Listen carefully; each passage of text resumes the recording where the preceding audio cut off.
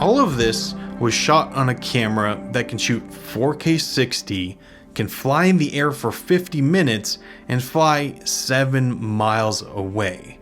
And most impressively, it can fit in your pocket. This is the DJI Mini 3 Pro. And if you thought the smallest drone in DJI's line was just a toy, well, that certainly isn't the case anymore. Now, when it comes to drones, there's 3 areas that I really look for when just determining which one you should get. And if I'm honest, the Mini series never really met all the criteria I was looking for. Yes, it was great if you wanted to dip your toes into the camera drone market, but if you wanted to get really high quality footage with something that was really stable in the air, the Mini didn't really do it for me. But now that we have the Mini 3 Pro, well, some of those boxes are starting to get checked, and this thing is getting me excited.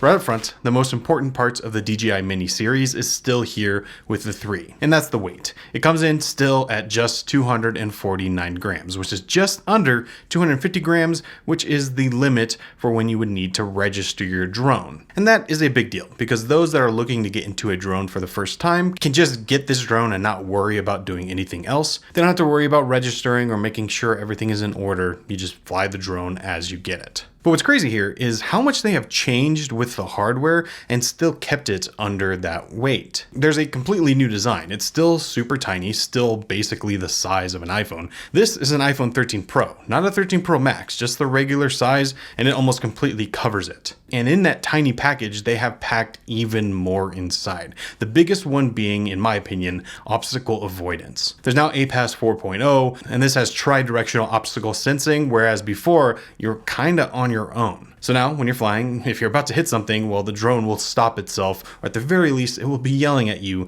that you're about to hit something. And in a drone like this, I think that's especially important because this is very much geared towards those new pilots out there. So having that extra layer of security in a drone like this is a big win. Now, the other big change here is the controller. So there's a few package options you can get. You can either just get the drone, you can get the drone with the RC-in-1 controller, which basically is the controller that you've seen from any other DJI drone. And then you can get what I have here, which is the Mini 3 Pro and the DJI RC controller as a combo. And this controller, or any of DJI's controllers with screens built in, are game changing. You do not want to go back after you've used these. And the fact that you can use it with the Mini really does let you have that pro experience that you just wouldn't be able to get before. This controller is great for just getting up and flying. You don't have to connect your phone, you don't have to pair an app, it all just is built into one. On the back you have your joysticks, which you can unscrew. I just tend to leave them on, it seems fine. And you have all the different buttons for your gimbal control, for your record or stop. And of course you have the screen, which is where you can see everything. When DJI puts Pro in the name, the first thing I think of is camera and camera quality, and that's no different here. There are a few big additions that DJI went with this camera, and they're very noticeable. I think the biggest one for me is D-Cine-alike. You now have a flat profile that you can use to color grade and get better looking images out of. Now honestly, half the things I shot were not in D-Cine-alike since I was using beta software and that was not available just yet, and the footage still looked great. If I didn't tell you that it was shot in a standard profile, you would never know. But now that I got the update and D-Cine-alike is here, the difference between the two is noticeable, at least to me. And it's nice to have that flexibility, especially with this camera. And that's great because the sensor is now pumping out a lot more data. It's a dual native ISO sensor, which is something you usually see in much bigger cameras. But this lets you have better lowlights. There's a f1.7 aperture and 2.4 micron pixel size. Basically, you're getting more light into the camera, so you're gonna get a nicer looking image. And for how small this gimbal and camera package is, I'm surprised how good the images look. And there's more resolutions here now, so you can go up to 4K 60 and you can do 1080p 120. And on the photo side of things, you have a 48 megapixel sensor. So all in all, you're getting a lot of information from the sensor, even though it's this tiny. But my absolute favorite part of this camera system is the versatility of it.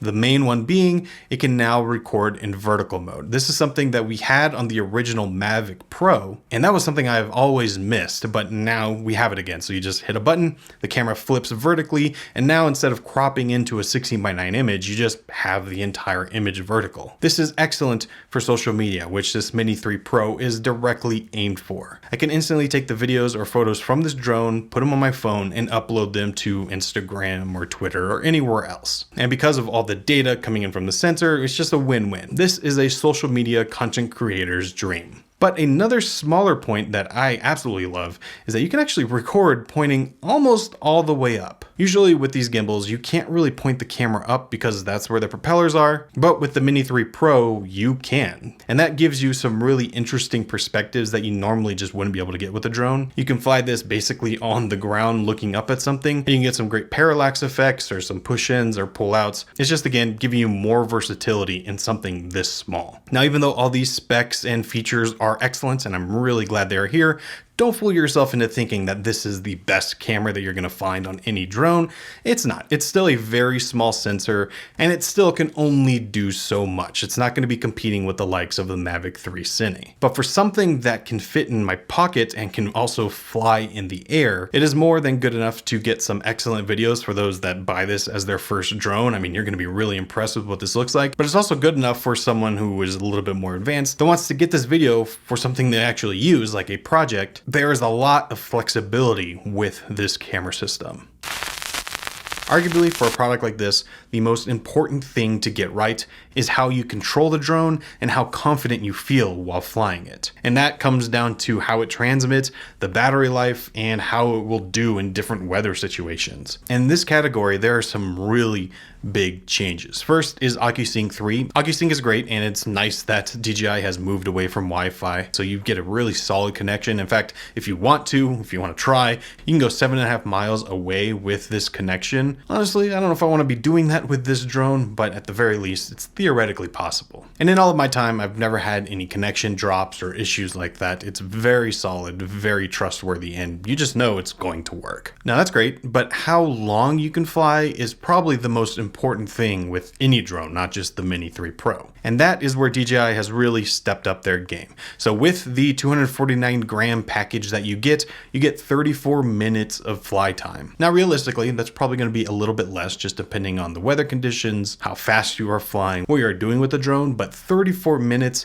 is a long time. DJI did not stop there. This is the Battery Plus, and this gives you 47 minutes of flight time. That is, I mean, that's a lot. I don't know if you've stood around for 50 minutes flying a drone, but it's about as long as you could really want to. Now, there is one caveat here, and that is if you want to have this battery, it is going to bump it above that 250 gram weight limit, so you will then have to register your drone if you're going to be using this battery. But the fact that it's even an option, I think, is great. And if you get the Fly More package, which comes with all the different accessories, you get your standard battery, and you get 2 of the Battery Plus batteries. So with all of that, you have around 120 minutes of continuous flight time, which it's about as long as you could possibly want. And luckily, they're putting that power to use in good ways. First, it's quiet. It's a small drone, so it doesn't make a lot of noise. And when you're outside, you're standing in front of it, you definitely hear it. But as soon as it flies away, it's not bothering anyone, which I think is a big deal here. But because it is so small, the thing I'm always worried about is how it's going to deal with the wind. Here, where I live in Utah, it gets extremely windy. The other week, we had gusts of 75 miles an hour. Now, you're not going to be able to fly this in those kinds of winds, but it does have support up to 24 miles an hour, and in general windy conditions it's fine. And most impressively, the footage you get while it's in those really windy conditions looks perfectly fine. But overall, when it comes to controlling this drone between OcuSync, battery life, and everything else, DJI knocked it out of the park. Now, I've been praising this thing like crazy, but there are a few things that I think it needs to have changed for the next version. The first one, this gimbal cover completely sucks. I hate it, and I'm pretty much on the point of not using it. After having seen the Mavic 3 gimbal cover, I just want that here because this thing is just hard to get on and off. And the other thing that I really wish, it's just a hard thing to solve because of how small this drone is just better wind resistance. Give you that more confidence when it is really windy. Maybe there's a way to use that bigger battery and have a wind mode that uses more battery life, but really ramps up those motors to keep it more stable. I don't even know if that would work, but something like that, if it was possible, I'd love to see it. But those are really the two main things that I had issues with, and they're really just kind of nitpicks. This is now something that I actually want to take with me everywhere, and I actually can because of the size. Not only does it fit in my backpack, but when I do want to use it, I know what I'm going to get out of it is actually usable and worthwhile. I know that I can now trust this product, which was something you just really couldn't say before with the previous generations. Now, yes, you're going to be paying a price for that. This is not the most affordable drone, kind of like it used to be when they first announced the Mini series. And on one hand, I do wish this was more affordable and also had all these features, that'd be great. But on the other hand, if I am now going to be able to trust it and use it for the things that kind of make me money, well, that price is worth it in the end because I'm able to take a drone with me more places and actually use it. So for certain scenarios like the one I'm in where I want something to take with me, it's worth it. But now I think the Mini can actually be the best of both worlds. It is either the best starter drone for those who are getting into the market, or it could be for someone like me who knows how to use drones and have used Mini in the past, but just wants something very specific for a specific reason. And that is why this is great. And I'm really glad that DJI is not standing still. The Mini series is not exactly where you would think they would push the envelope, but they actually did it. And I'm just getting excited for the future of this product line.